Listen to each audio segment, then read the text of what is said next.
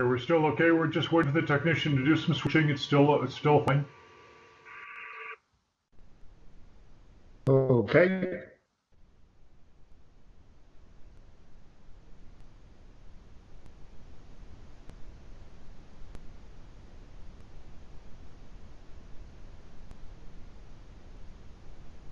And you are going to be live. Yep, off you go. Hello, welcome to this final section of Space Connectors made possible by ESA and Asteroid Day. Now, we're going to hear stories and insights from an extremely distinguished selection of guests, drawing on their experience and insights, which I hope will help us all in these difficult times as we stay indoors and isolated across the world to control the spread of COVID-19. Now, I said we had a distinguished panel. It's an extensive panel. Let me introduce them very briefly. There are 13 of us on this call.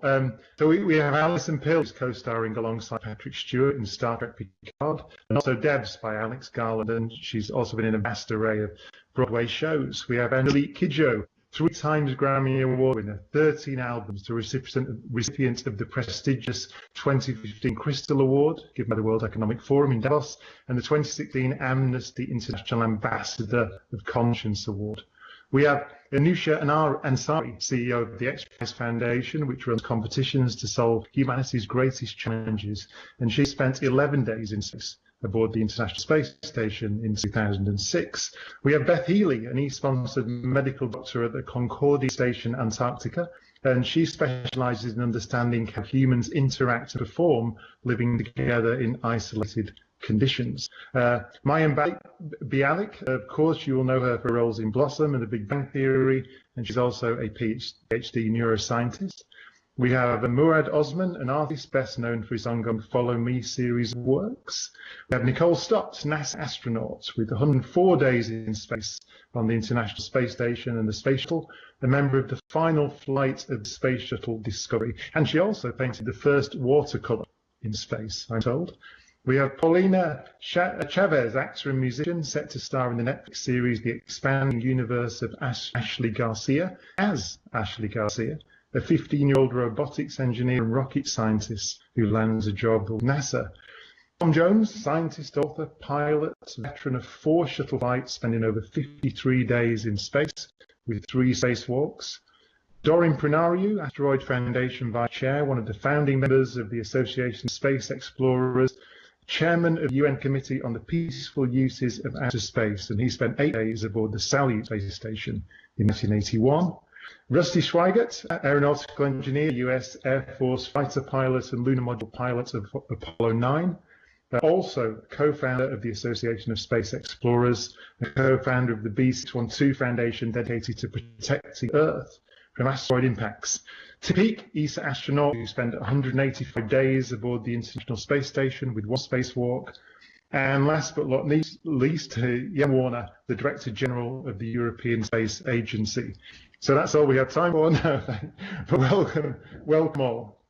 Now, the first area we thought we'd talk about, in terms of isolating ourselves, in terms of staying in a confined space with few people for long periods of time, we thought we'd talk about habits, in particular structure and routine.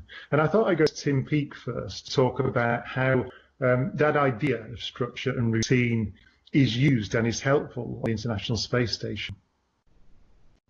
Hello, Brian. Fantastic to join you and everybody else in this incredible lineup this evening. Habits and routine. I mean, it's so key, really, to keeping everything under control in a confined and isolated situation. That kind of structure that gives you on board the International Space Station is vital, and I think we need to embrace that as well here at home in these difficult conditions for everybody. We call it kind of normalizing the abnormal. And really on the space station, what that means is kind of getting up, having a cup of tea, having a bacon sandwich and going to work. You're in a very abnormal situation, but actually the routine of your day-to-day life, by having that structure, that schedule, it keeps everything on track. It means that you can achieve what you set out to achieve, and also helps to manage everybody's expectations in getting things done. But the flip side of that is actually also being able to have some control. And I think that's very key for people to feel as well in situations that can feel out of control. In the early days of the space station, the schedule was really very, very rigid in terms of what you could eat, what you could exercise, when you had to do things. And we've gradually relaxed that a little bit. So the astronauts now can choose their own diet, their own meals. They can choose, when they exercise, have preferences, etc. And it's being able to give people some feeling of control to that schedule as well is also very important. So that there are kind of a few things that we do on board the space station that I think people can embrace them and really help you get into a positive mental attitude about being in this new environment that everybody finds themselves in. Tom, what are your insights into this idea of structure and routine? Well, in a sense, when I was in space on the space shuttle missions that I flew, we didn't really have to worry about establishing routine because the ground was in total control of our flight plan. We had a book that was programmed out in 15-minute intervals, our flight plan, that was telling me what I was supposed to do every day. So it was the opposite of looking for structure. We had the structure provided for us. And so what I'm going through with this virus isolation situation is a lot more like the routine I had in medical quarantine before launch, where we had a week to get ready for the flight, not a lot of structured formal training, but you finally had some time to relax and think about your priorities, what you had to pay attention to in the upcoming very intense phase of the flight. So, what I do during quarantine period, on the ground before launching, was set up my daily list of things that I wanted to get done before I actually blast off Earth. And that's what I've been doing with this isolation period, is trying to get some priorities established, work on the projects that are most important to me, and then set up a list for the next goal coming up. So, in space, it was a flat out sprint with not a lot of time to think about prioritizing and routine. But that medical quarantine period was an essential part of relaxing, getting your head around the problems to come, and then setting your priorities. Alison, I wanted to ask you, first of all, actually, years and years ago, I was a consultant on a science fiction film called Sunshine, and Danny Boyle, the director, made the actors do some astronaut training. I'm loving Picard at the moment. I just want to ask you whether you got asked to do anything like that to get some insight into your character. I wish. I just got an invitation to join some training in Houston unrelated to Picard, which I would really love to do. But no, I play a scientist who has been earthbound for all of her researching life, so is new to space on Picard. We didn't really have to do anything. We did get to do a little bit of fun spaceship flights, which I don't think they see a lot of on the International Space Station as much. I think I'll ask that question in a moment, actually, whether there were any fights. They'll say no. But I just wondered, on this idea of structure and routine, from your perspective, you have a young family. So how is this playing out in your house? Well, it's been really interesting trying to, I think, speaking to both the priorities and the sort of the quiet isolation that Tom was just talking about, and the sort of rigidity of life on the ISS. Otherwise, like trying to find that balance between the rigid structure and also that feeling of control of having your own choices. So I think for my 3.5-year-old, offering her choices for breakfast, for whether we're going to walk the dog first or whether we're going to do story time first, and offering enough flexibility within that she feels that she has some say without then making it a free-for-all of, let's have ice cream for breakfast, and chaos ensues. Anusha, how is your routine and structure playing out?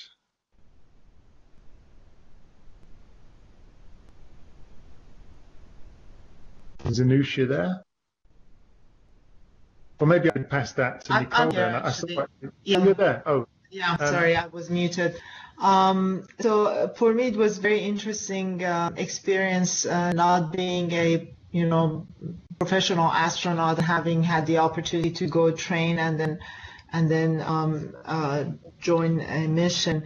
It was about change and about managing change. So whether it was going through the training, going to Star City and adjusting to a whole new way of life and a new routine, and then the isolation during the quarantine time prior to launch, and then actually being on the space station, it was about adjustment. And I think when we talk about control, it's a very big part of when you're trying to form new habits and adjust to new environments. And for all of us, I think right now, we're facing a new set of environments, a new set of working or interaction with our environment and with each other, with our colleagues at work that we need to adjust to. And one thing that I can tell you is what I learned as human beings, we're amazingly adaptable to our environment, and we eventually will adapt. We can make it very difficult on ourselves, or we can make it easy, and there are ways and tools that will help us through that process. And routine and establishing new habits is one of those ways that will make it easier. And sometimes we just let things go, and for a while we sink into depression, and we let sort of just ourselves sink into that feeling of helplessness. I don't think that will serve us well, because this is not something that will go away in the next day or two or the next week even. So taking control, establishing some routine for ourselves, but making sure we have a nice, good variety where we divide our time during the day into some physical activities, going out, playing, or even if we can't go out, just getting some fresh air or doing some movement and yoga exercises at home, some work activity, some activity around learning, whether it's listening to a podcast or reading a book, or finding ways to learn about what's going on around us, and informing ourselves about the situation, because that knowledge gives us power, and that power gives us control and makes us feel in control of the situation, and that's very important. And then just giving ourselves some time to actually digest everything, and just to relax and let everything sink in, and staying connected to family members and friends, even if it's virtual, through phone calls and Zoom calls and things like that. It's important, and getting some FaceTime. I know that even on space station, everyone cherishes the moments where they can have a Skype call or a video call with a family member, and get to see them and talk to them. So having those connections is very, very important. Yeah, I'm just looking at some of the questions that are coming in. Actually, I have a quick one. If you want, one of the astronauts would like to take this. Sophie Hebden on YouTube asked, what would happen if COVID-19 got on board the International Space Station? Does somebody want to take that? Nicole, maybe? I was just trying to hit the button. and first of all, I just have to tell everybody I'm sporting my Asteroid Day hat as requested, and it's very nice.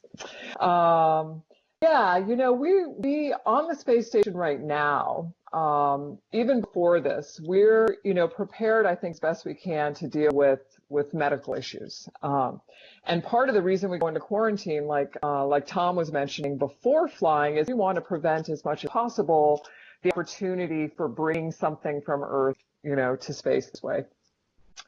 I think we're in a position, though, if something as kind of challenging as COVID-19 made its way to the space station, and we were seeing that our crew members were being affected by it, we do have the ability to come home. I mean, we can get into our Soyuz spacecrafts and we can come home. And While I think it would take a little bit to make that decision, I think that's available to us, and it would be something that we would certainly consider. My colleagues can certainly counter that if they think that's not what we would do. Yeah. I think everyone's in agreement, unless someone's trying to frantically unmute. We should move on, actually. The next theme we've got is go outside. Go outside if you can, and stay physical, obviously with appropriate isolation measures. Stay away from people as much as you can. I want to talk, perhaps a question to Tom, about staying physical, exercising on the International Space Station. Not as easy as it sounds, I suspect. Well, you're right. It's a tough challenge to stay fit in space at free fall, zero G.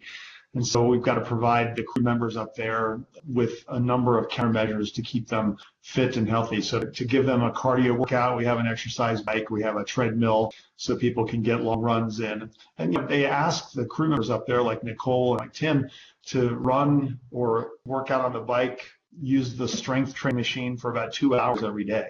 And I'm sure that's an important part of their day, although it must be a challenge that I have not experienced myself on my short shuttle missions, to do that for 6 months in a row every day of exercising. That's going to be a big mental challenge as well as a physical one. I found that on the shuttle, we had room for a rowing machine and we had an exercise bike. And when I got a chance every other day or so to work out on that, that was really a good chance to clear my mind mentally. Exercise left me refreshed and feeling a lot better. And it also gave me that chance to just decouple from that intense schedule for an hour, to get that workout in, think about my priorities, what I was trying to get done that day, and how I would change what I was doing to do better up there. So it was very important for me to stay physically engaged, keep my body healthy up there in space. Did the same thing in my medical isolation before launch. It was good to get out every day for a run around the Johnson Space Center, around the track, or get over to the gym and work out and get prepped for the space flight's physical challenges to come. And I think the ultimate workout was to do a spacewalk. And I got 3 of those on the space station. That was the most demanding workout I got anywhere in my spaceflight career, as Rusty can attest to. And I tell you what, there's no better way to get an exercise session in than is to go outside for 6 hours and help build the space station or do some repair work there. So my hat's off to the folks here who are on the space station. Did a number of EAs up there. What a pleasure that was, and what a physical challenge it was. It's the ultimate way to get outside and stay physical. Maybe I could just bring Rusty in there, because you did a spacewalk on Apollo 9. Do you share that view that it's one of the most physical things you could possibly do? Well, if you have the choice of doing a spacewalk, that's great. It's a little like putting on your snowsuit, if you live in a tough climate. Except putting on a snowsuit is a piece of cake compared with putting a spacesuit and a backpack and the emergency system and all of that.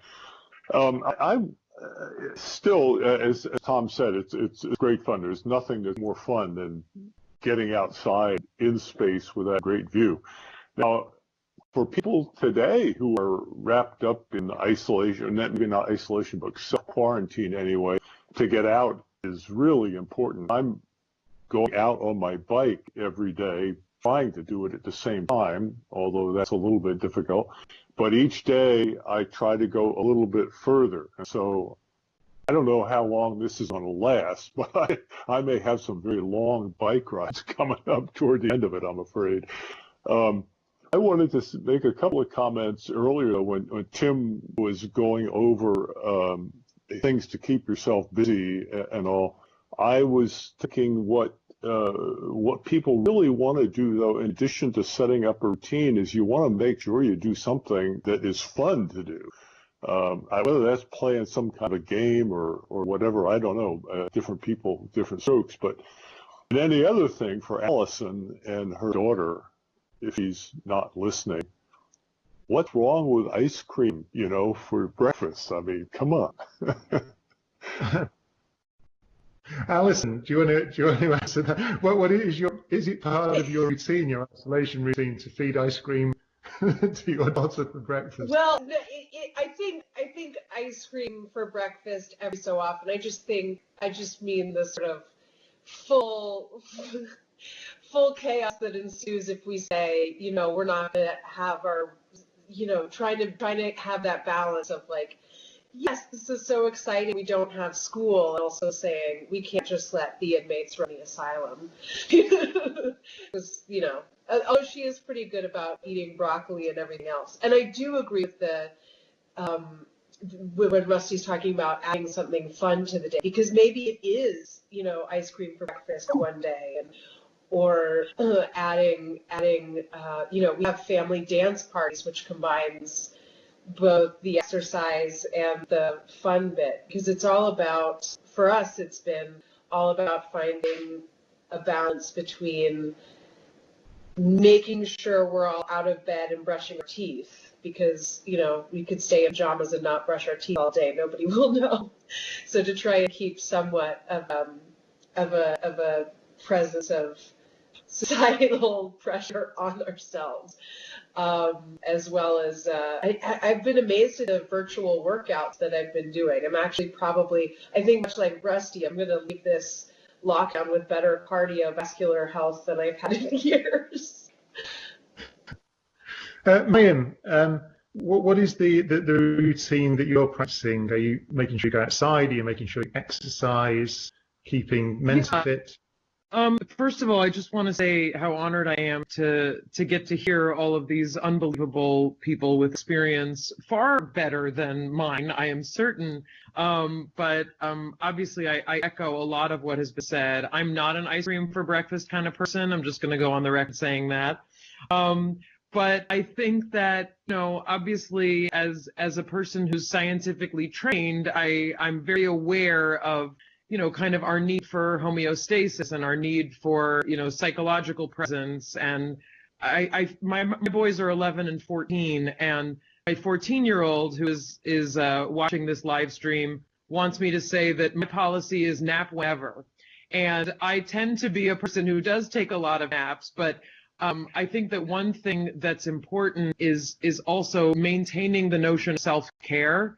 And that looks like a lot of different things for a lot of different people. But when I think of what's going on right now, one of the things that pains me most is people who struggle with mental health challenges who are not able to kind of get access right now the way that they're used to. So for me, that does mean napping. Yes, not whenever, but whenever I can. And for us, we do try and get outside.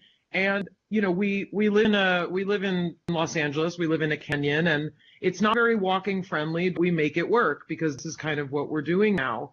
And I also just kind of wanted to give a shout out to the notion of appreciating simplicity right now. I'm hearing from people who have experienced literally the most complicated things in the universe, and I'm so grateful that wisdom exists. But I think we would all agree that we're being really stripped down to our core right now. And I'm finding beauty in trees and plants and neighborhood dogs in ways that I never did before, because this is kind of where we have to bloom. This is where we're being planted.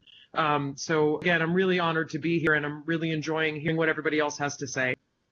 I think it's interesting that you mentioned the mental challenge for everybody, I think, but particularly people with mental health challenges, because your PhD was in that area, wasn't it, in terms of neuroscience? Was it studying people with ADHD? Yeah, I'm trained in neuropsychology. I specifically studied obsessive compulsive disorder. And I will say, I am a person who actually has obsessive compulsive disorder, and a lot of the rituals that we're being told to do now can be very, very challenging, because many of us, who in particular struggle with OCD, we struggle already with hoarding, and we struggle with cleanliness and lack of cleanliness. So this is a really specific set of challenges, again, for many of us. And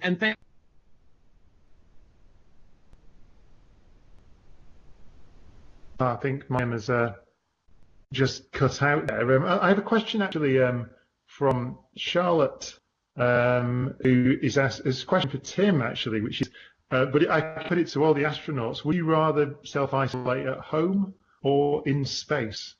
So maybe Tim would like to take that first, and then maybe Doreen would like to answer.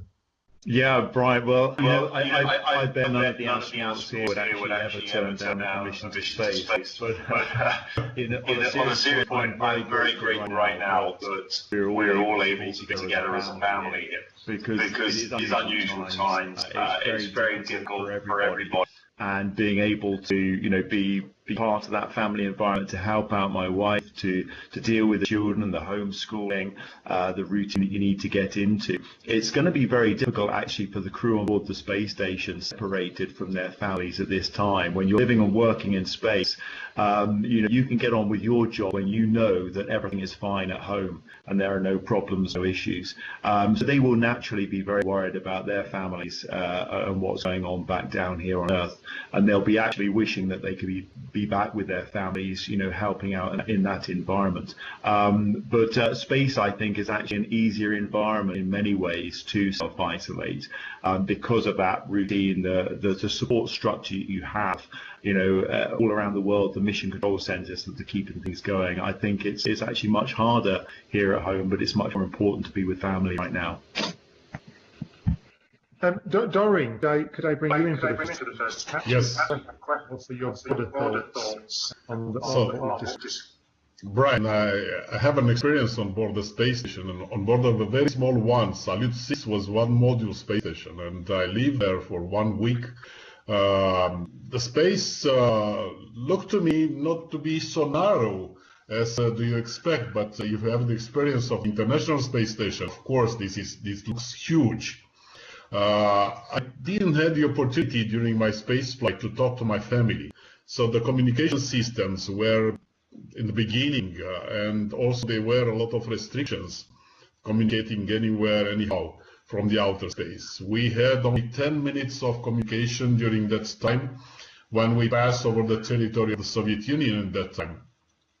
In the same time, my sons were little ones, 3 and 5 years old. I always wanted to know what they do, how are they at home. And I found out only when I came back after 8 days of the space flight. Now I'm with my wife in the house. We are isolated in a way, self-isolated. We are feeling well, but what happened around, it's crazy. It's very dangerous now. And of course, staying at home, we do a lot of things. We found things to fix in the house, a book to read, playing Reggaeman sometimes, and who loses washes the dishes. And in the same time, if you stay too long in isolated place, you start to talk the things to the plants, to the dog, and so on. The worst thing is when they start to answer to you. But we hope to not reach that level. In the same time, I have a lot of connections by computer online. Today, by instance, we had a meeting with the Moon Village Association. I had a meeting with the committee of the Rotary Club. A few days ago, I have lessons with a school, teaching them about the Earth from the outer space. Everything we do now online, even the families we see online. With my sons, they live in Bucharest, but they are far and we don't see each other in this period of time. There are a lot of restrictions imposed by the government, especially for older people like me, like some of you. But there are really tough measures taken to not expand so much this COVID-19. So this is my life now. Beth, I wanted to bring you in here. Because part of your I don't listen. The sound is bad. Supposed to talk to people at the end of with regard to thinking about longer term space missions, perhaps onwards to Mars.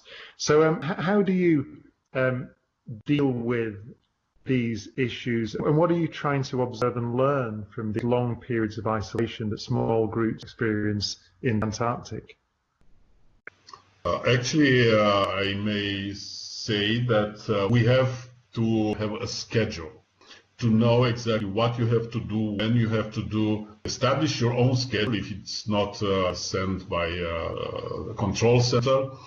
And to be busy all the time, thinking on some specific things or doing some specific things, and have a perspective for the next days, for the next weeks, and so on. Have a plan. to accomplish something. Of course, it will be very difficult to say in a spacecraft. It's not a big one on a flight to Mars, months and months. But if you have something very specific to do, the time passes a little bit faster, and your brain is occupied with something. Don't leave your brain do nothing. You have to keep the brain busy. Yes, thank you, Dorian. That was also a question to Beth, actually, with regards to what you were doing in the Antarctic to prepare people for the challenge of long-term isolation, in particular on missions to Mars.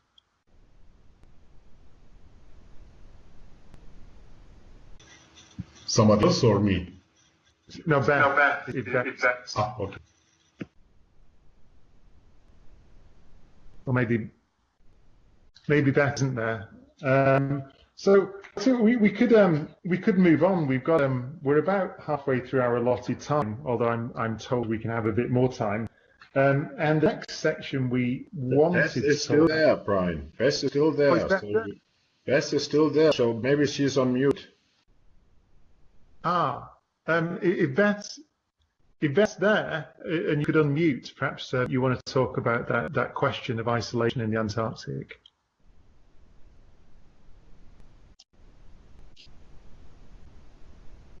It's we're having minor technical. I tell you what, if you find the unmute button or you reconnect, then just jump in. While we're waiting for that, let's move on, because next section we wanted to talk about we talked about staying physically active, but there's also staying mentally active, hobbies, keeping your mind active. And I wanted to talk to Murad about that.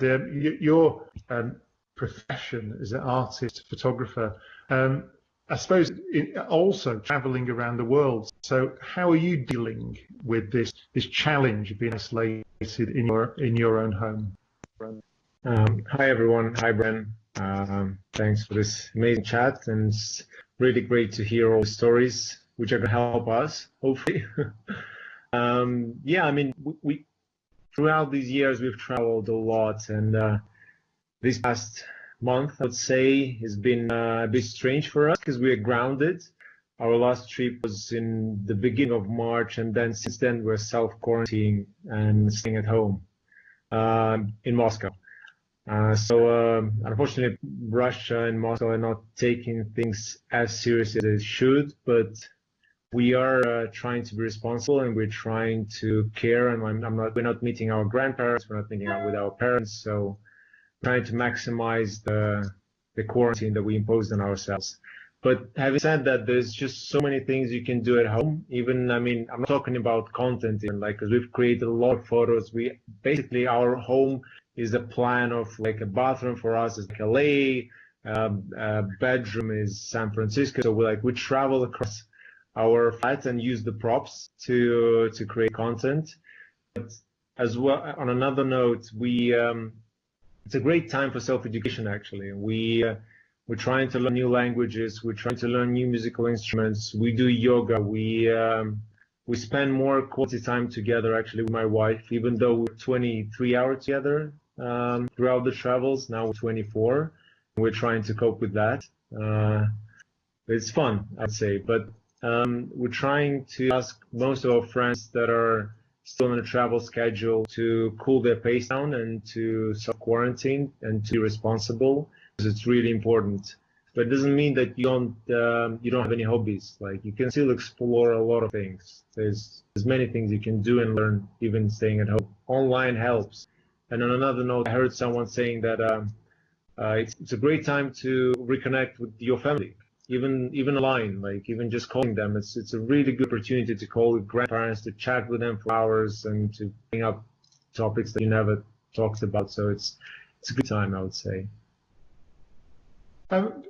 Paulina, could I bring you in on this issue? I suppose both the things we've been talking about here, which is the physical and the mental challenges that you are finding in self-isolating. Yes, hi. I'm so thankful to be part of this. Yeah, I mean, it was so easy for the first couple of days to just sit around, be in my pajamas all day and watch Netflix and eat junk food. But obviously, eventually, I got tired of doing that. So I started looking for things I could do around the house. I cleaned out my closet, which was really cool. I had so much clothes that I didn't really use every day or I hadn't used in months. So I decided that it's a great time to donate some clothes. I'm also reorganizing my room. I just got a cat, so I'm making it homey for her. And I think music has been the biggest part of this. It's been keeping me sane. And I have this keyboard that I never really used, and I decided to grab the instrument and learn a couple of songs. And I think it's been pretty successful. I've been switching off from guitar, ukulele, and violin. And I've just been having a blast. But yeah, I'm taking this time to really reflect and discover myself and just expand my horizon. I'm trying to learn more, read books. That's one of my goals. I think it's important to set goals for yourself, even if it's the smallest things. I think it's really important. Could I ask you the same question I asked Alison, which is you're a rocket scientist. What was the research like? Did you do some research in that role? I did. The showrunner Seth Curlin sent me a lot of videos to watch, and now I don't remember them now that I'm done shooting.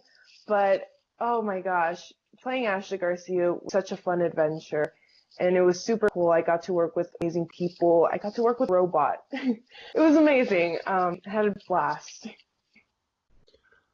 Actually, I just wondered, I wanted to talk to Angelique. I was just going to ask Jan, though, because I can see Jan there. I haven't spoken to you yet, Jan.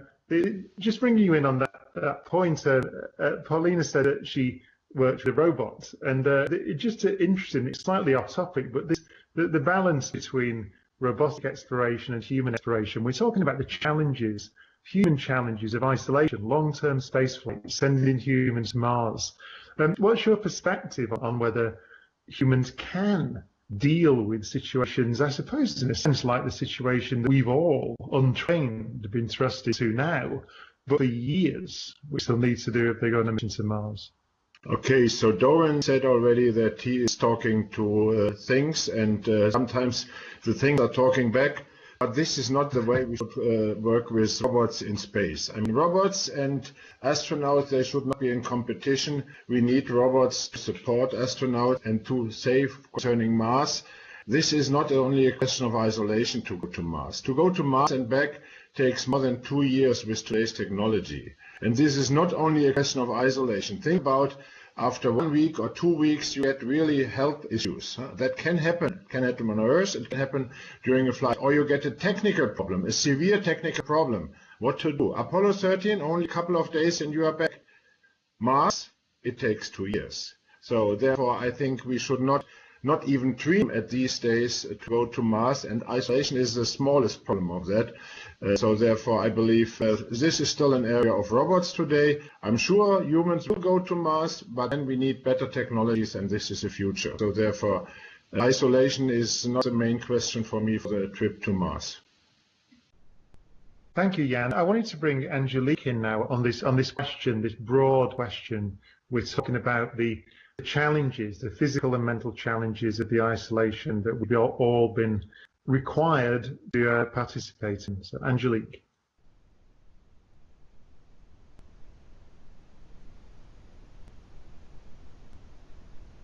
I'm hoping you're going to unmute.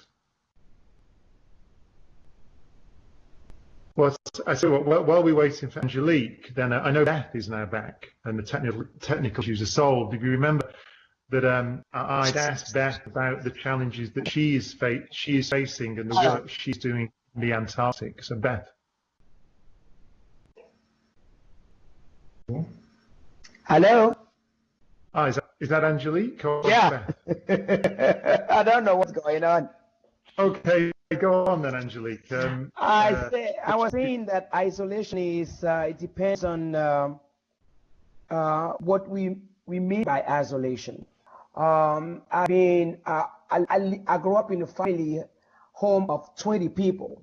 So at one point, there's no way you can live with so many people around you without finding a moment of peace for yourself. And I've always been able to entertain myself. So for me, this isolation is a moment of reflection on the world in which we are living. I've been touring nonstop for 2 years. So as I get into this isolation, the first thing that appeared to me was my body needs some rest. So the first week, I spent my time resting, and my hobby is cooking. I love to cook. So when I came back, my freezer was full of food, lots of food. I can stay in isolation for a year, I'll be cool. And I'll be catching up also with a lot of music, a lot of projects I'm working on. I'm trying to catch up with all of that. And entertaining myself is something that is easy because my husband and I will be married for 33 years this year. And our first 10 years, we spent it together 24/7. So there's no pressure here. There's no tension at all. And I think we have been spoiled being out and about and taking it for granted. And for me, isolation is a moment of self-reflection on ourselves. What kind of society we want to live in? Are we going to live in the same society until a virus shows us that we can slow down in our consumption? A lot of things. The earth is breathing right now because there's less car. We have to be really mindful and take different steps once we get out of this isolation, individually and collectively, how we can live together and preserve this earth and get away from all those bias that we think that is the truth. Nothing is the truth. Life is made of uncertainty. And for me, my hobby is helping me keeping my mind clean.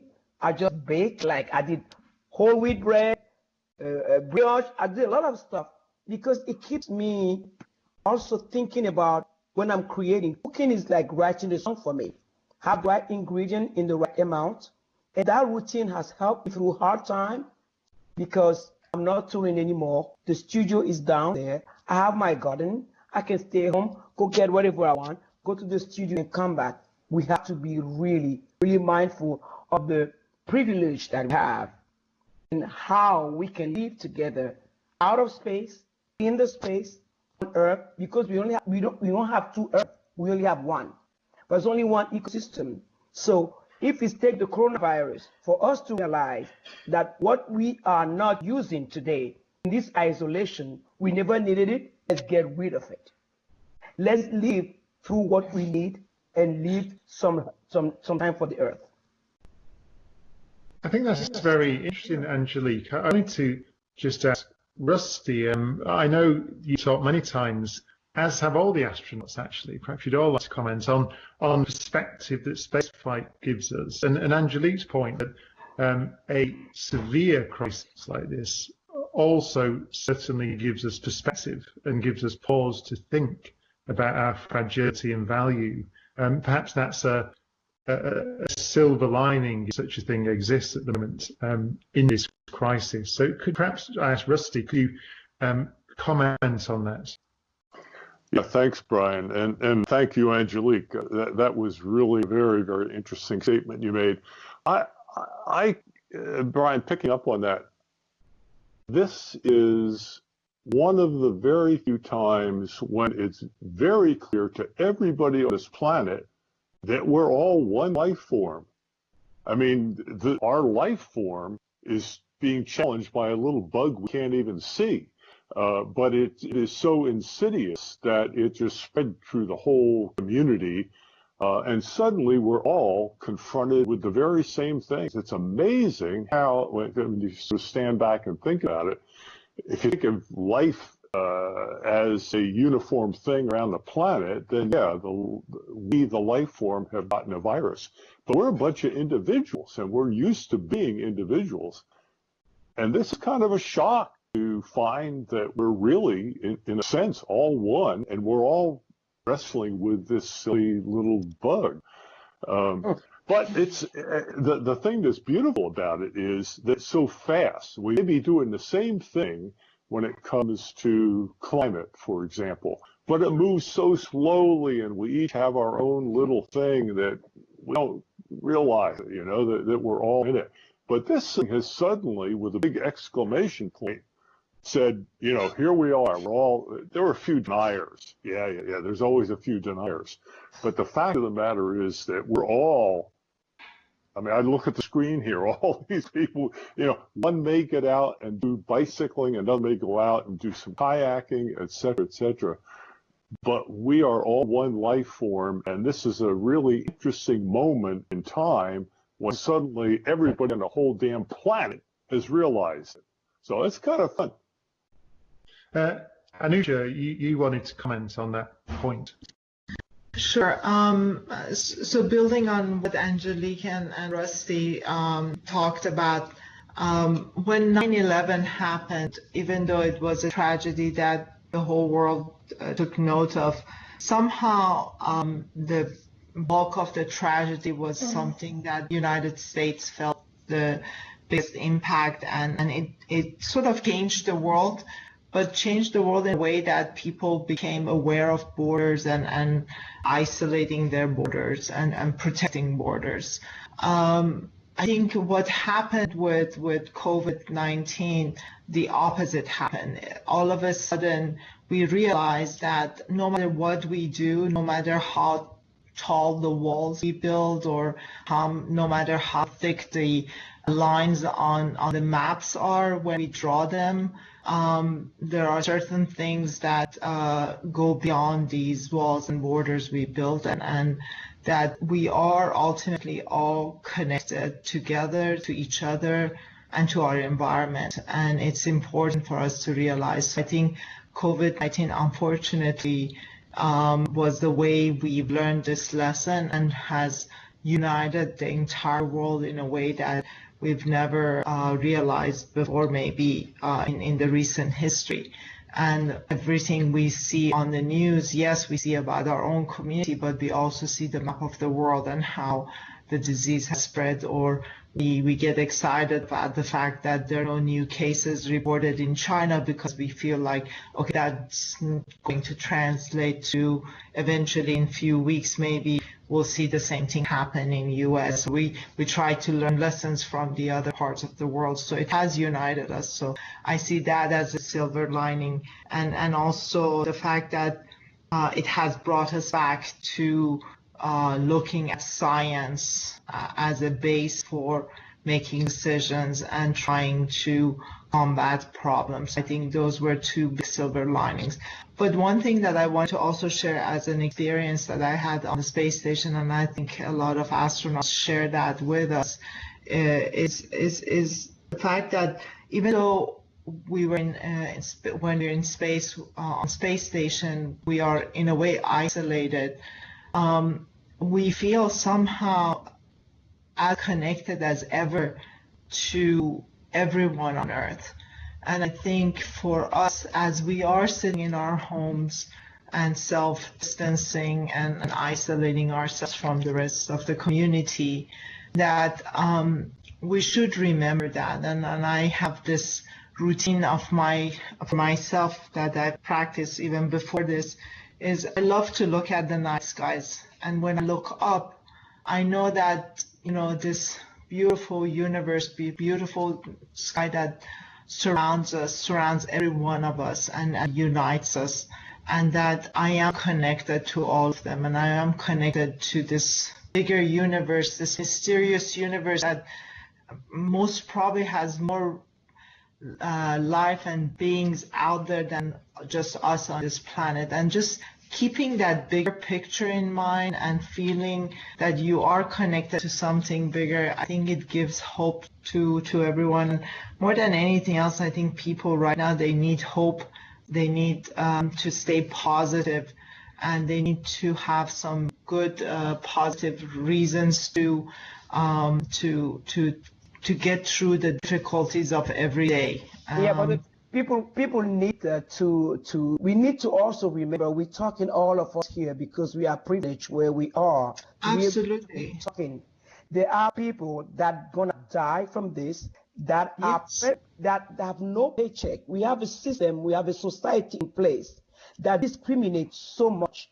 And this COVID-19, the most people that are going to die are the poorest, the ones that are delivering our food, that are delivering aid with no protection.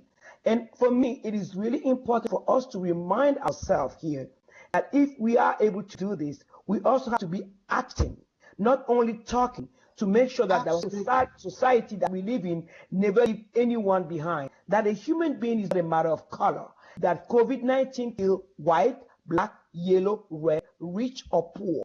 And that is the truth that we are putting aside, talking about everybody have to be hopeful. Hope, you only can have hope when you know that after the isolation, there's something for you to live for. And if you're living check by check, there's no hope to have.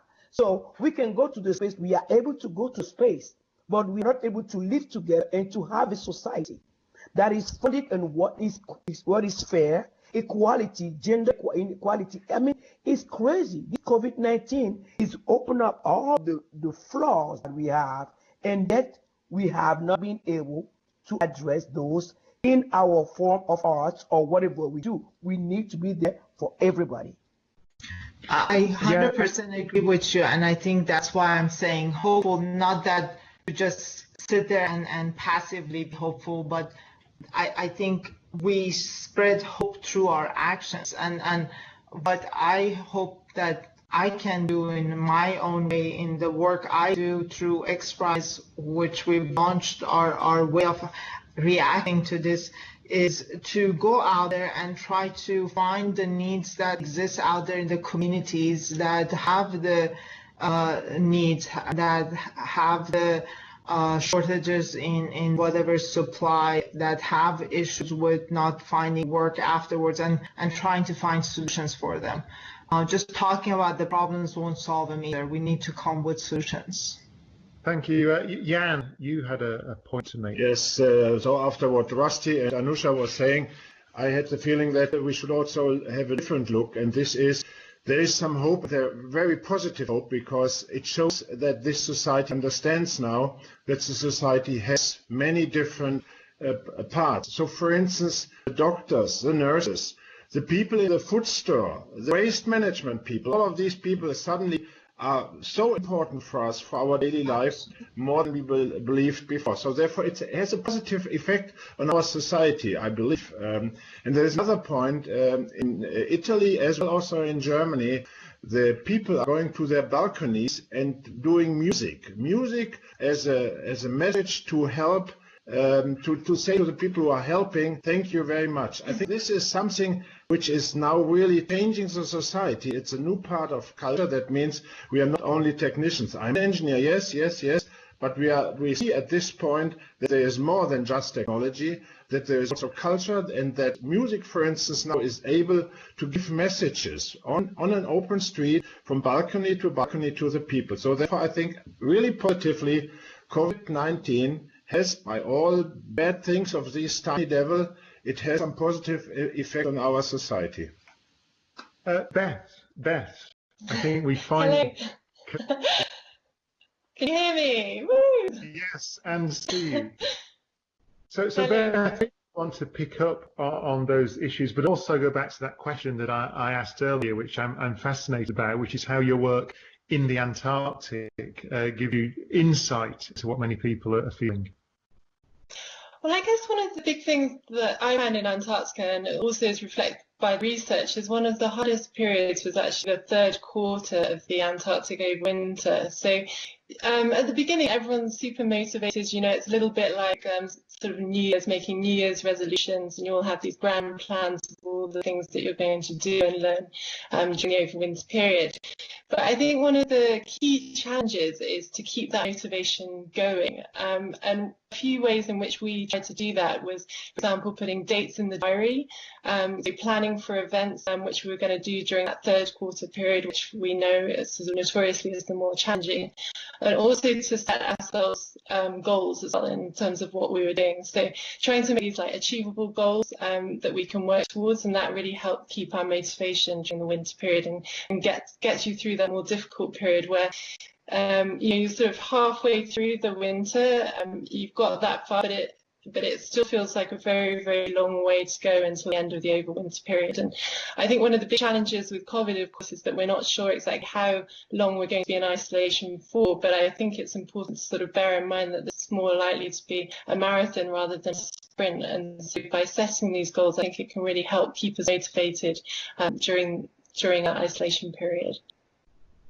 Beth, Tom actually, Tom has just asked whether you're in Antarctica now.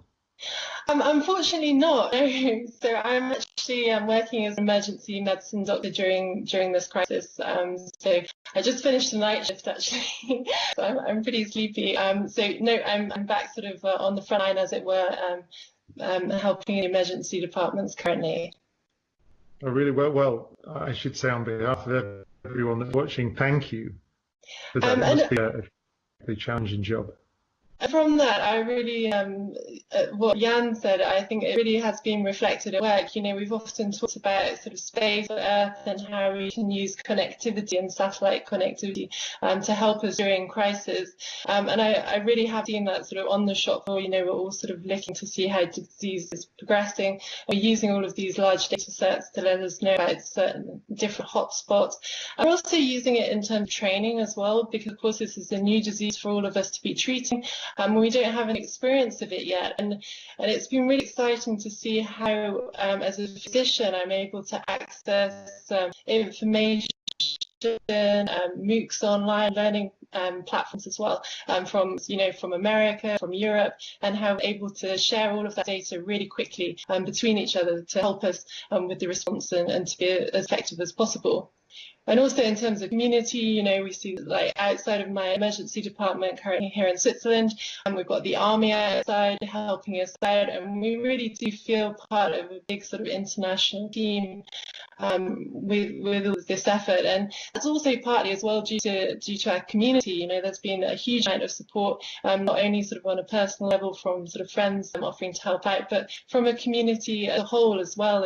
And we see in the UK, we've got the Good Sam app, and people are able to sign up to volunteer and help with their NHS. And I think that supports all of the workers, you know, from the cleaners to the nurses to the paramedics and to the doctors that are helping to fight this crisis. And it really is an opportunity to see how technology is able to help us in this event.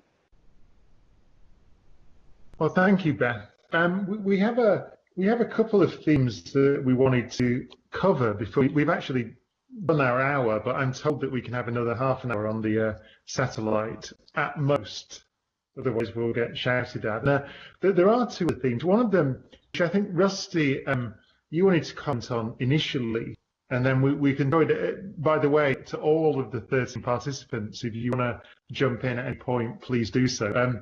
But may I start, Rusty, on the idea of, or the topic of listening to experts, the idea that it seems widely accepted now that, I mean, I suppose it's obvious in a way, but expertise is important. Listening to the medical professionals like Beth, listening to the epidemiologists and so on, is something that is valuable and natural to do in this particular crisis. But it's something that's been rather controversial in other areas. I think, Rusty, earlier you mentioned climate change, for example. So could you talk a bit about this theme of expertise and listening to experts? I have problems with expert. First of all, I'm just going to jump in this because there are expertise in expertise. Sometimes experts get a lot of stuff wrong. Sometimes experts come up based on biases. So I would take examples of my continent. A lot of experts have said one thing about Africa so many times that it has impacted our ability to develop. It has impacted our ability to get out of poverty, because poverty is made like a label for Africa, and we can get out of poverty if and only if the rich country treat us fairly. When it comes to our raw materials, how much they pay for it, and how do our leaders don't come and bring the money that is given to help the people back to Europe.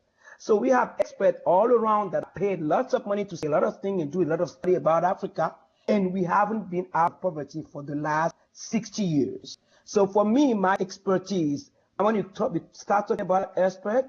I want to see an expert that have a global view about what he's saying, not just pinpointing something and putting people in pigeonhole. Expertise that discriminates is not expertise for me, and that's my experience. That's why I have no trust in experts.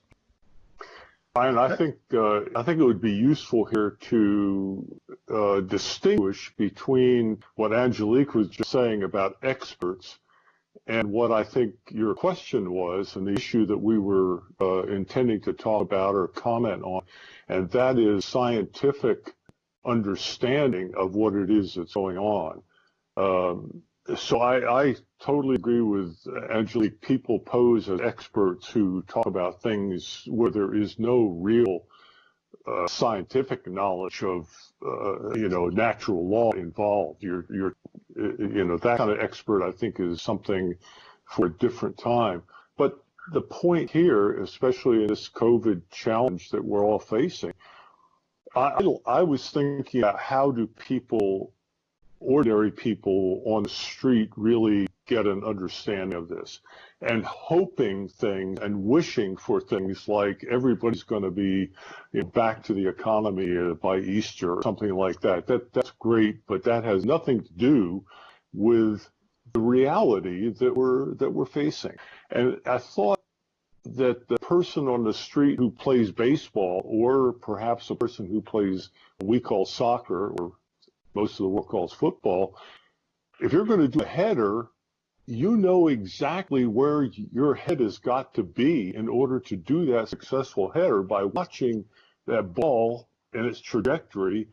You've got to be at the right place at the right time. That's the kind of trajectory. And a baseball player, the ball goes off the bat, and it's amazing how you can immediately take off in the right direction. So we have an intrinsic sense of the physics of something flying through the air, that curve that we're now seeing in terms of how many people are getting the coronavirus. We all have an intuitive sense that we've got to honor and respect natural law and that kind of a trajectory.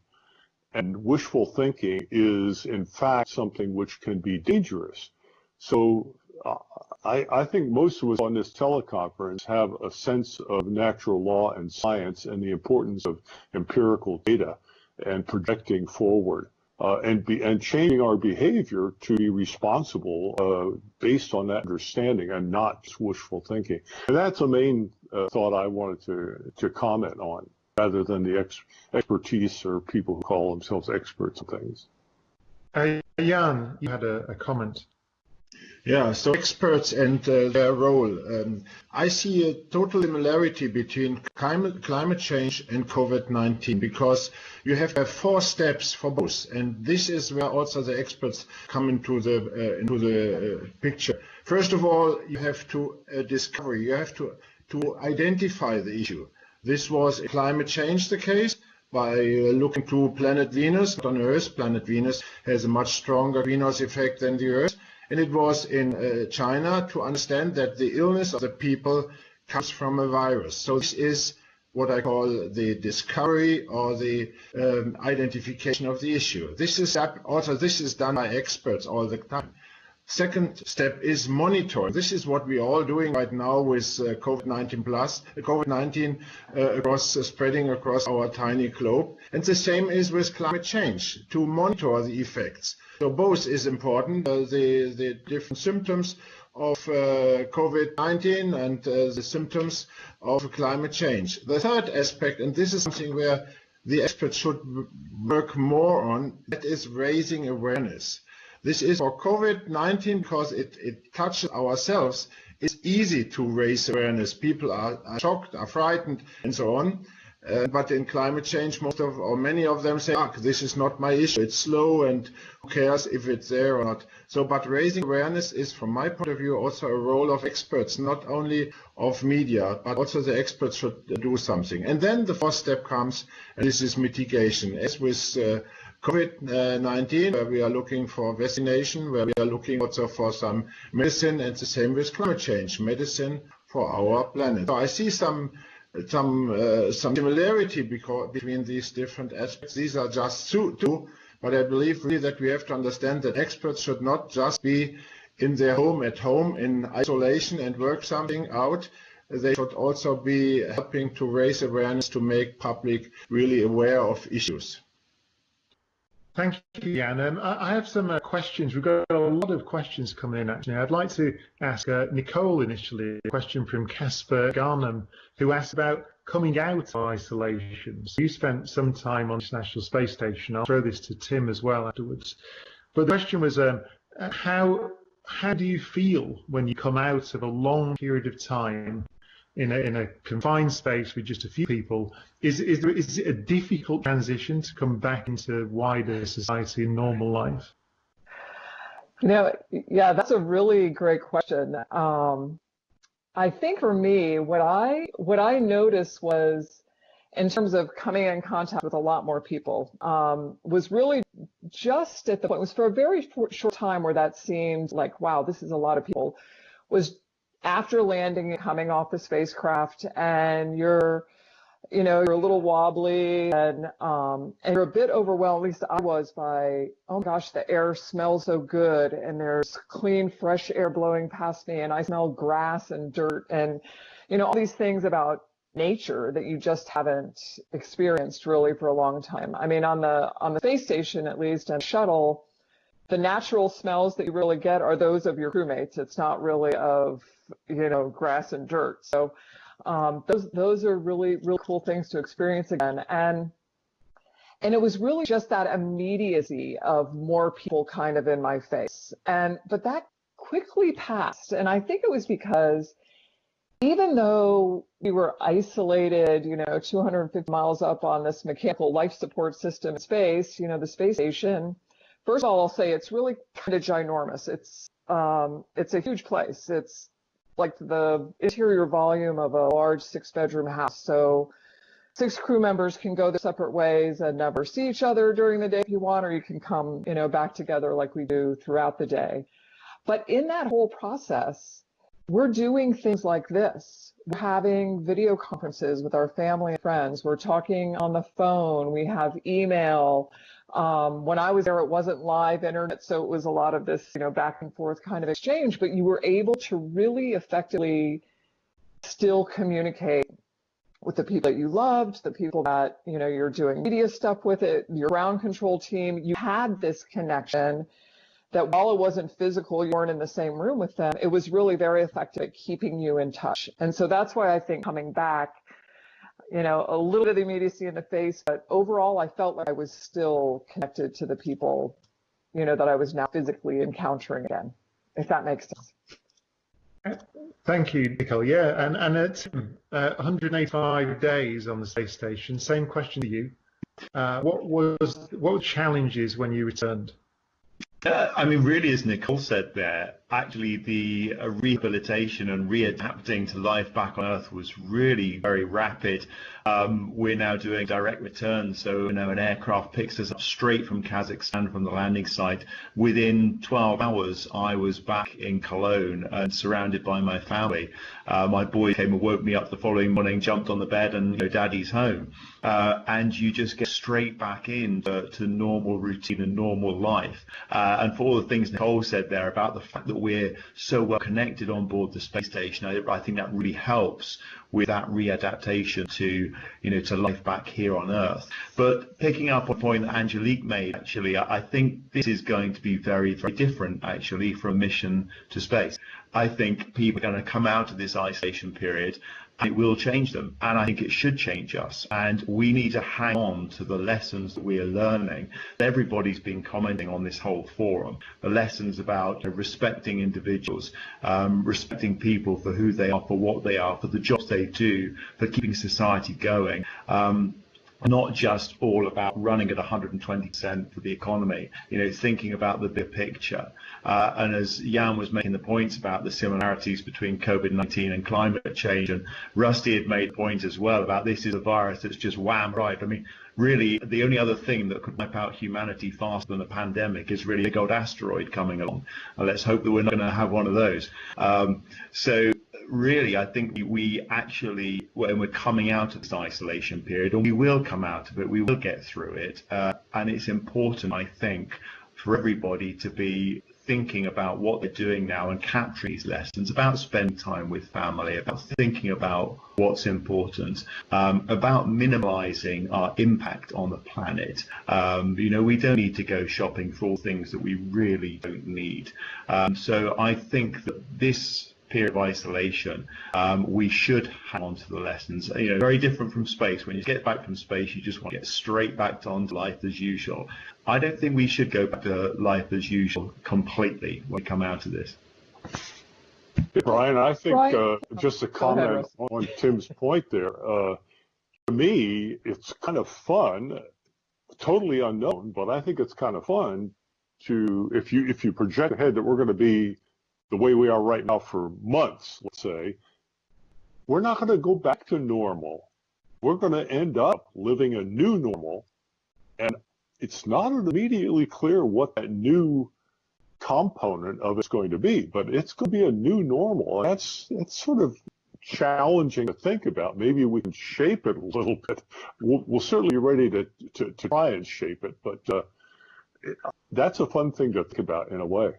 It will be better, for sure. It will be better. Well, that's interesting. I was going to just bring Doreen in, and perhaps Jan. Yes, okay. First, first I wanted to answer to a question you put before a little bit about how the world is around us. During such crisis period, a lot of media spreads a lot of information, and a lot of information, they are fake news. We really have to listen only to the specialists and to the governments, to the official sources of information, because most of the people could panic, listen, spread different rumors and so on, and they could panic. And the worst thing in such period is to panic. Okay, coming back now to the question you put now. I had not a long space flight, 8 days, but during my period, 3 years of training, I was focused only on the final goal of my training, on the space flight, and that's all. I never thought before what will happen after. And my life after the space flight was completely unexpected for me and completely different. When I came back, I was amazed that I feel with a feet again on ground. I was happy to feel on the ground. The first interviews, the first reporters, next days we went back to Star City, met families, and came back to the country. Then a completely different life, very difficult for us start, for me at least. I became a public person. All media was full of me. I was not used to this. All media wanted interviews. I was not used to this. I had to learn how to deliver a right message, how to deliver things that I learned before, and I had to explain my own language. It was a completely different life. So, even after this coronavirus, COVID-19, we have a different life. As Rusty said, we will have a new reality. We don't know exactly how it will look now. We don't know what to expect after this COVID-19. So according to the specialist, this will pass only when about 60–70% of the population will take this disease and will pass over. And from this number of population, a huge number of the global population, about 3–4–5% will die. We have to be aware of all these things. So the new reality will be completely different, and we have to prepare ourselves for this reality and to prepare our children as well. The grandchildren, they don't know, they don't have experience of such events. We in the past had such experiences, 9/11 by instance, now this virus. At the same time, we have to think that this infection, global infection, it's a good exercise how to manage such global things in case if an asteroid will fall down on the ground, in case if some germs will spread, this occasion. In case we find something on Mars and bring back to the ground, of course we'll pay very much attention to not bring any disease, but in any case, some germs, some biological materials could be developed here on an unexpected way on the ground if we bring them from the outer space. And I point out the asteroids hazard. It's really now the time to act at the global level. In case of a big asteroid, we have to act at the global level. We learn all these things now. We really learn. Some nations don't know how to act. The European Union has some problems, and we have to manage all these problems at the level of the European Union. At the same time, we manage all these things at the national level. And most of the things will be solved in this first period of time at the national level. So it's a lesson for all of us in case some other hazards will happen on ground. Thank you, Dory. Yeah, I just wanted to, I wanted to kind of follow along with what's been said by several people and perhaps go back to Mayim's comment about this embracing, appreciating simplicity. And, when I think about the whole spaceflight experience, to get out of this gravity well, the explosive energy that's needed to get to space, that's a complex thing to do. To live even for a short period of time on these mechanical life support systems that we create, that's a complex thing to do. On the space station, these international relationships that we've developed and have allowed us to work peacefully, successfully for over 20 years on board the space station, complex, getting home safely, complex, all of that. But when I think about what I really learned from my spaceflight experience, it comes down to like the simplest lessons. And, even when we're in space, we can't go outside, but we go outside through the window, right? We have this beautiful planet, glowing below us, all the colors we know Earth to be, just stunning, that gives us this undeniable truth of the interconnectivity at all. And those lessons that I learned, we learned them in kindergarten. And yet somehow, we all know them. And somehow, before I went to space, I didn't have these in my thought all the time. And I'm hopeful that as we all emerge out of our homes together at some point, hopefully in the near future, that we all can embrace the same things. This idea that we live on a planet and we are all Earthlings. And the only border that matters when we're talking about them is that thin blue line of atmosphere that blankets and protects us all. And what we're going through right now, just like spaceflight, is a profound experience. You cannot come out the other side without something changed in you, without something, like for me, it's those 3 lessons, very basic, but they are in my head all the time. It doesn't matter what decision I make, what action I'm going to take. That's my kind of sounding board of, am I behaving like an Earthling? And I'm hopeful that in my hope, that's what we all emerge out of this as. And as Rusty so adeptly has said many, many times, we need to lead this as crew of Spaceship Earth, not as passengers. And I hold hope that that's what's going to come from this. Thank you, Nicole. Beth, you had a comment on this this particular issue, I suppose. We're touching on the challenges, but also how this may be an opportunity for positive change.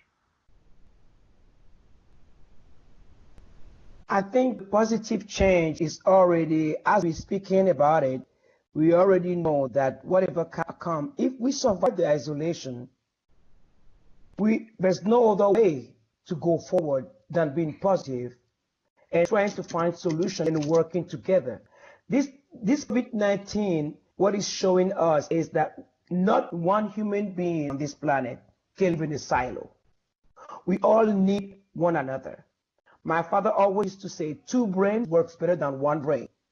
And there are so many good people in this world, scientists, astronauts, across the board. And I think that for me, coming out of the isolation, I've never been judgmental, and that has always been part of my strongest character. what I like to do with my music is to reach out to every single people out there to come up with something that we can do through music and to meet music with different form of arts, with scientists, because music at the center of health is important. We know today that music helps people that have Parkinson's disease. And for me as an artist, that's where I belong. How do I make my life better to be able to impact other people's life, for them to see that individually you have power and collectively we are unstoppable. For me, if there's only one thing that will come out of COVID-19 is positivity, full on, working together and seeing the vulnerability and the strength of each one of us, because we are all different but yet complementary. We have to stop saying this is German, this is French, this is this. I'm so tired of it. And I'm like, why can't we just take what we have in common for the greater good of our humanity? This is the thing that I'm learning every day in this confinement. How, when I get out of here, can I come back as a whole and go full blown with everything I have to help out? You know, Angelique, for the people at home that you can't, I can see everybody, and everybody on the call was nodding along as you were saying that. I wanted to go to Beth for comments on this issue, and then we're going to begin to wrap up. We have about 6 or 7 minutes left, but Beth. Yeah, I guess, I always grew up listening to astronauts talking about the overview effect and how it's to look down on Earth from space and how that offers you a new perspective. But I guess what I found from Antarctica was that you don't need to go to space to have that new perspective on your life. Just stepping away from your normal routine and your normal life and what you do can be really beneficial and be a really positive thing for all of us during the time. It really gives you a bit of space to think about what it is that you want to do in the future and how you want to use your life and how you want to go back to sort of reality after this event. And it also gives you an opportunity as well to take this time and to develop yourself as well. If you want to do an online learning course to help you sort of with what you want to do in the future, then now is a great time to do this. So I really think that there are positives of having this opportunity for all of us to just step back and reevaluate what it is that we want to do with our futures. And that was definitely a big learning point that I had when I was in Antarctica, and it was probably one of the biggest things that I really took from that experience. And I think that it's something that we can all take from this as well. Thank you, Beth. We're now at the end of our time, unfortunately, but I wanted to just go around and take some last comments from everybody. And perhaps we could start with Murad. So you're summing up.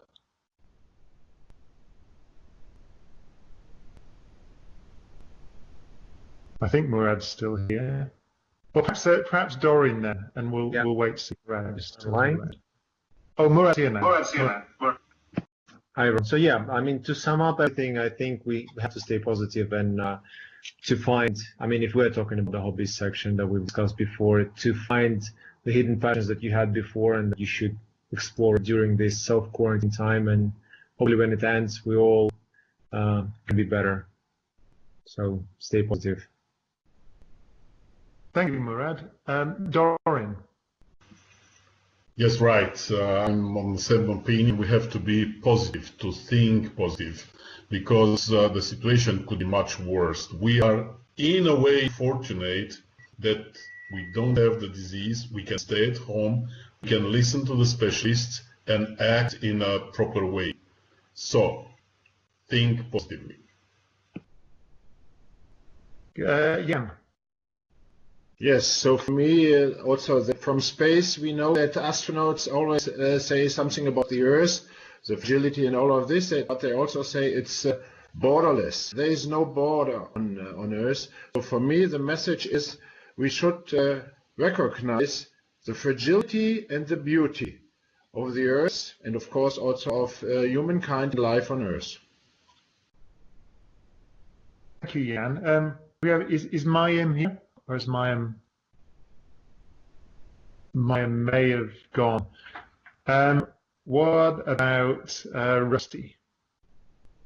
Yeah, thanks, Brian. Hey, I'd like to just throw in something, an image that I saw the other night, and it's a challenge for all of the young people, maybe your son or grandson, if you're not young enough, but I saw an image of a drone with a leash that led to a dog.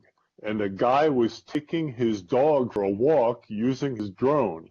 Now, that was really clever, but I think the next thing is for 2 or 3 or 4 of us to walk our dogs together with our drone. So there's a real challenge. Well, oh, well, I would say, let us forget our humanity in everything we do. And this COVID-19 have proven to us that money don't save people all the time, and a human being life has no price tag to it. We've convinced ourselves too long that money is the answer to everything, and money is not helping us. Even though we have the money right now, the money ain't stopping COVID-19. It's the research that are doing the work. It's always people that have to be at the center of our society, nothing else. Thank you, Angelique. Tim. Yeah, Brian, I just want to go back to the point Nicole made about that strip of atmosphere that differentiates planet Earth from all other planets that we know about in terms of, enabling life to survive here. And I remember the first time seeing that little strip of the atmosphere and just thinking, wow, we need to look after ourselves, look after our planet, look after each other. And I think that'd be my summary comment here is it's all about community. It's about looking after the people who live next door, left and right of you, but actually the worldwide community. If we all do that, we're all one community. I think that's what's so important right now is just staying strong, staying together, stay fit and healthy. Thank you, Tim. Paulina. Yes. Well, I am just so honored to be part of this and so lucky to have heard all of what you guys say. You guys are all so full of knowledge. But I think it is also important to stay positive. I agree with everybody who said that so far. It's super important. We can't let that negativity just come and cloud us. And I think this is such a good opportunity to stay home and stay grounded and just slow down, take a break, just relax and just really self-discover. It's a great moment for that. Thank you, Paulina. Nicole. I think that first I'd like to thank Beth for her comment about feeling like you don't have to go to space to have appreciation for our planet and who and where we are all together in space already. We go to space and some of our job, the ground is telling us to do things that, or asking us, I guess, or putting on the task list perhaps, things that, might be conflicting with our desire to be looking out the window at that point in time. But then we realize that as a member of the crew up there, cleaning the toilet or maintaining that system or doing that science is what maintains our life support system there for us to be able to actually survive and do the work that ultimately is about improving life here on Earth. In all this, I would ask for the hopefulness too. I would ask you to look out your window and find, the awe and wonder that surrounds you. And I would ask you to please accept your role, continue to accept your role. We're doing something right now we might not choose to do, but it's about maintaining life here on Earth in the long run, and to really just accept your role as crewmate here on Spaceship Earth. Thanks. Well, thank you, Nicole, and thank you, everyone. It's been just a fascinating, for me, interesting, and in fact, at times uplifting, challenging discussion. So thank you, everybody, for taking part. Thank you for listening and watching at home. I also want to thank Asteroid Day and the European Space Agency for hosting this event. And also special thanks to our broadcast partners, Centre Europe and the Société Européenne des Satellites, who provided the links that made this tremendous technological challenge happen. This concludes our evening, the first Space Connects Us live stream. I personally hope there will be more, so I'm throwing that out to the organisers. I know you spent a lot of time organising this. Please do another one before this this challenge ends. We're all in this together, of course, and as you heard, we will all emerge from it together as well. But thank you for listening and watching. Good night. Thank you. Adios.